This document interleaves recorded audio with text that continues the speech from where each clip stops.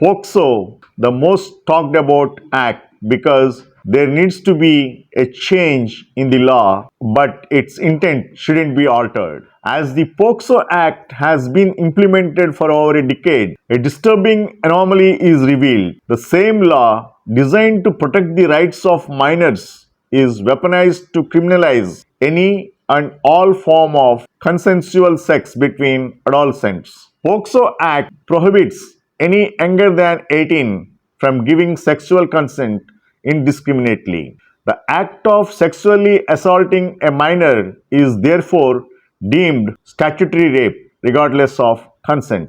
A consequence of this has been the undue criminalization of romantic relationships among adolescents. Adolescent sexuality is criminalized to the point that it causes more harm than good. POCSO cases end in acquittal in 1 out of 3 cases, and in 48.66% of cases, the accused were friends or romantic partners. According to agencies, namely the UNFPA, UNICEF, and Unfold, 87.9% of accused persons have been involved in consensual relationships. In addition, it has been common for acquittals, quashings of FIRs, or reduction in punishment to occur when there was a previous romantic relationship and consent from the victim.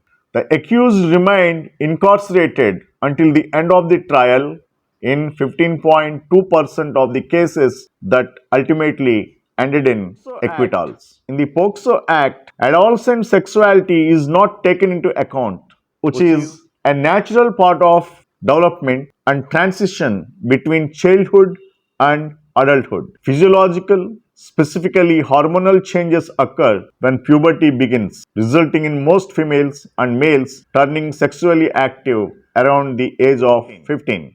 The POCSO Act treats both parties in adolescent relationships as offenders and victims, and they can be tried as minors by the Juvenile Justice Board or sent to the Child Welfare Committee under the Juvenile Justice Care and Protection of Children Act. It is not uncommon for parents of the female party to file POCSO cases against their daughters when they disagree with their choices in partners, especially when they form relationships outside the boundaries of caste or religion. Adolescents are often denied their bodily autonomy through misuse and abuse of legislation, fueled by patriarchal, social, and cultural biases. As a result, this has a deep impact on the reproductive and sexual health of young girls as well. In order to avoid prosecution under POCSO Act, many women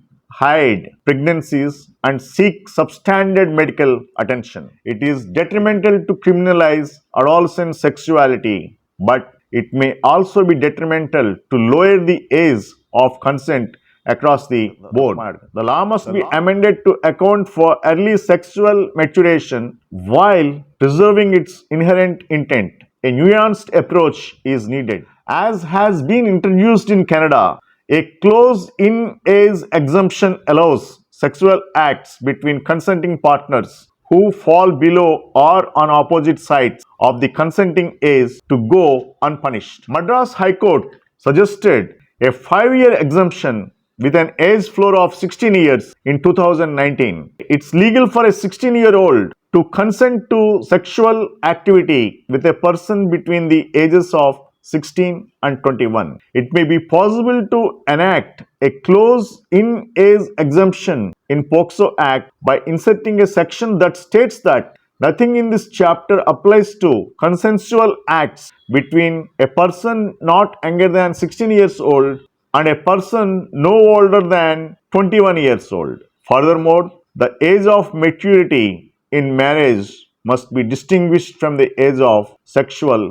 consent. In a recent decision, the Bombay High Court ruled that Indian Penal Code and the Protection of Children from Sexual Offences Act should review the age of consent for sexual relations. The criminalization of romantic relationships had overburdened the criminal justice system by consuming significant time of judicial, police, and child protection system. Although the girl had willingly participated in the act, a boy aged 20 would still be held guilty of rape even if she was 17 years and 364 days old, but one day lesser to her technical 18 years of age completion. There are several examples of consent ages of 14 in Germany, Italy, Portugal, and Hungary, and 16 in England and Wales, and 13 in Japan. Lastly, young adults need to be made more aware of